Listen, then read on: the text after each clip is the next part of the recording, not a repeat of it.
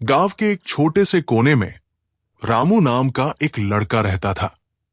वो बहुत ही मेहनती और ईमानदार था, लेकिन उसकी किस्मत हमेशा उसके खिलाफ लगती थी। वो जो भी काम करता, उसमें उसे कोई न कोई मुश्किल आ ही जाती।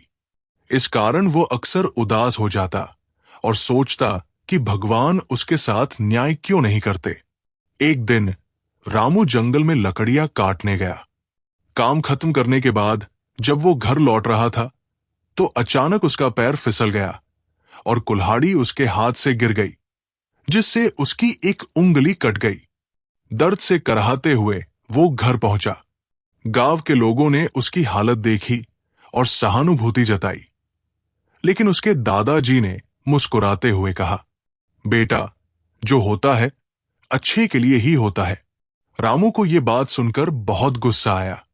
उसे समझ नहीं आया कि उसकी उंगली कटना भला कैसे अच्छा हो सकता है।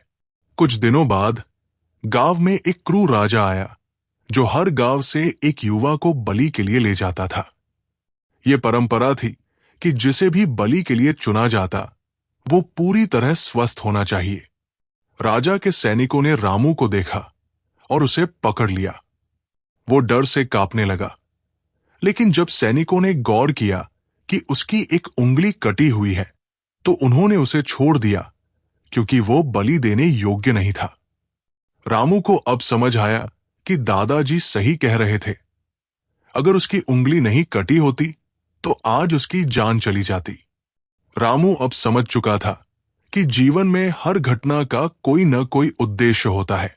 वो अपने दादाजी के पास गया और उनके चरणों में बैठकर कहा, दादाजी, अब मैं समझ गया कि जो होता है अच्छे के लिए ही होता है। अब से मैं कभी भी किसी मुसीबत में निराश नहीं होऊंगा, बल्कि उसमें भी कुछ अच्छा खोजने की कोशिश करूंगा। दोस्तों, इस तरह जीवन में चाहे कोई भी कठिनाई आए, हमें धैर्य रखना चाहिए, क्योंकि हर घटना के पीछे कोई न कोई अच्छी वजह होती है।